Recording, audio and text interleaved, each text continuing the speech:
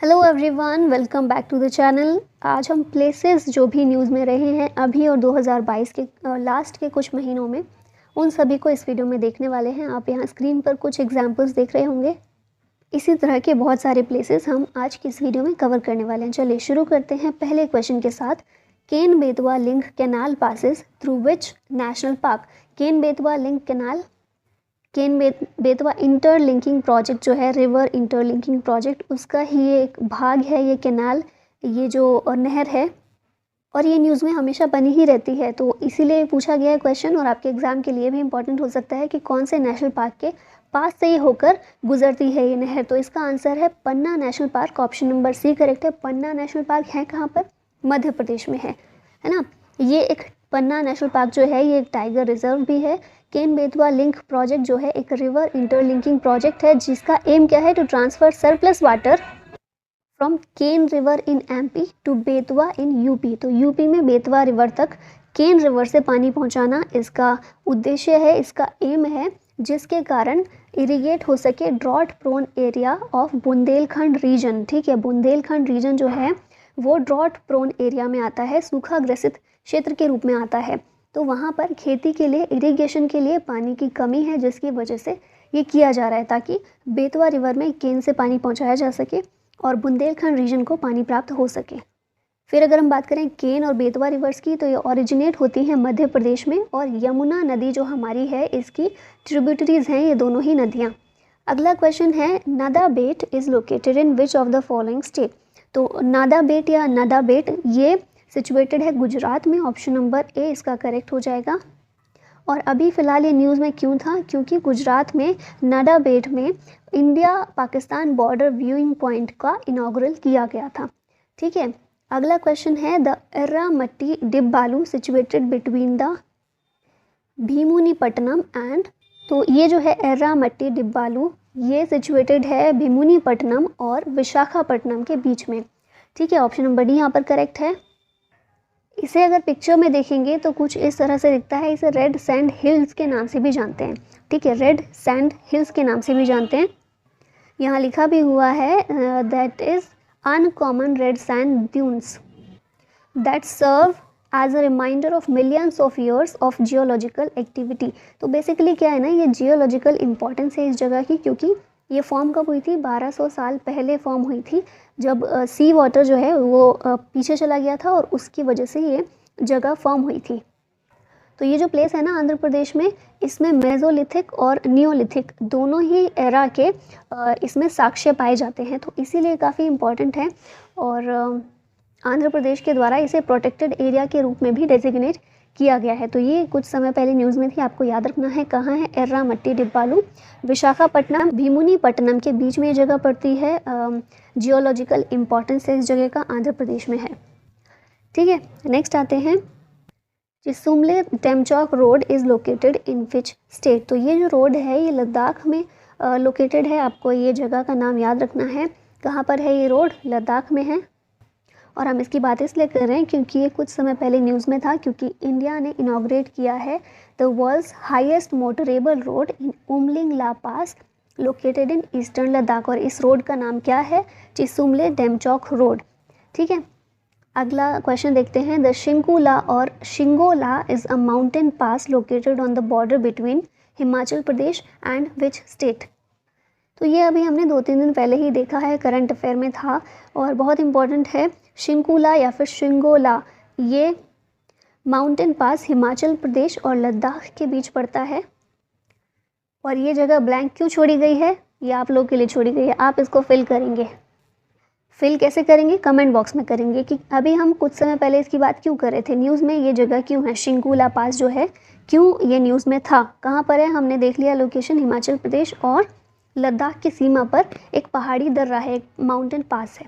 ठीक है, नेक्स्ट आते हैं, वेयर इज़ गाजियानटेप कैसल? गाजियानटेप कैसल जो है टर्की में स्थित है।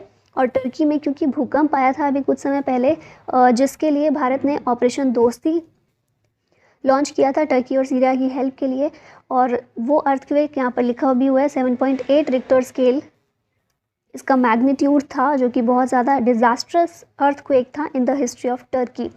इसी अर्थक्वेक की वजह से गाजियानटेप कैसल जो है ये डैमेज हो गया था और इसीलिए न्यूज़ में था। तो आपसे अगर पूछा जाए ये कहाँ पर स्थित है, टर्की में।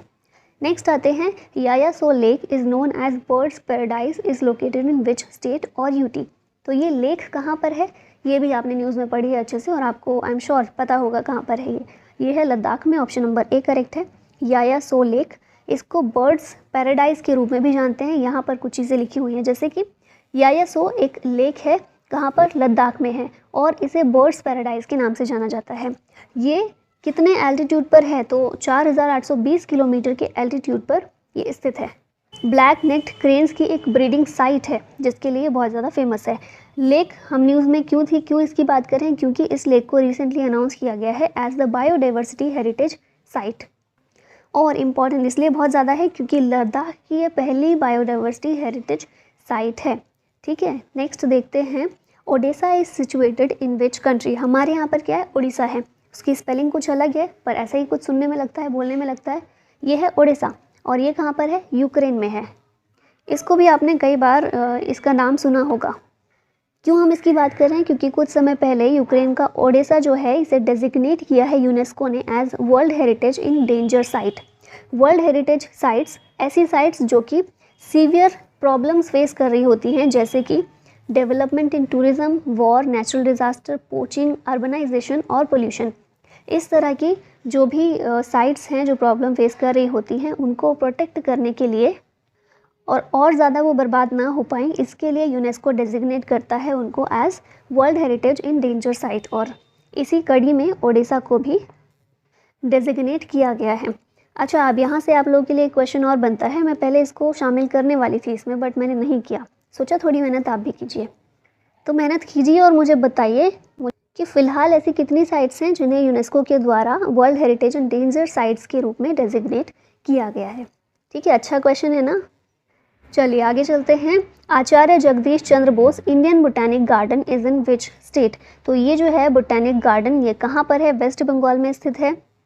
और ये न्यूज़ में इसलिए था क्योंकि रिवर गंगा जो हमारी है इसके द्वारा सीवियर लैंड इरोजन हो रहा था, इसी की वजह से ये थ्रेट में पहुंच गया है।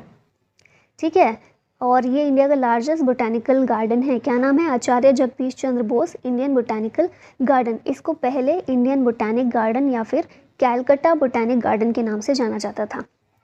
तुंगरेश्वर wild life sanctuary is located in which state. तो ये जो वाइल्ड लाइफ सेंचुरी है, तुंगरेश्वर वाइल्ड लाइफ सेंचुरी, कहाँ पर लोकेटेड है, ये है महाराष्ट्र में। और इसकी हम बात इसलिए कर रहे हैं क्योंकि कुछ समय पहले क्या हुआ था ना, सुप्रीम कोर्ट ने बोला था कि भारत के जितने भी प्रोटेक्टेड एरियाज़ हैं उनके आसपास 1 किलोमीटर जोन को इको सेंसिटिव जोन घोषित किया जाए। ठीक है, ऐसा बोला था हमारे सुप्रीम कोर्ट ने, लेकिन इस सेंचुरी के लिए सुप्रीम कोर्ट ने इसे एग्जेम्प्ट कर दिया है। ठीक है, लिखा भी हुआ यहाँ पर, supreme court exempted Maharashtra Tungareshwar wild life sanctuary from mandating the creation of a 1 kilometre eco sensitive zone around all protected areas in India. तो इसीलिए हम इसकी बात अभी कर रहे हैं। आपको लोकेशन याद रखनी है, तुंगरेश्वर वाइल्ड लाइफ सेंचुरी कहाँ है, महाराष्ट्र में है। मौना लोआ volcano erupted in which country. ये काफ़ी इंपॉर्टेंट और बहुत बार आप इसका नाम सुनते होंगे, मौना लोआ ज्वालामुखी या फिर वोल्केनो। ये कहाँ पर है, तो ये हवाई में है, रिसेंटली इरप्ट हुआ था। क्यों हम इसको याद करते हैं, क्योंकि ये वर्ल्ड का लार्जेस्ट वोल्केनो है और 38 साल में पहली बार इरप्ट हुआ है अभी।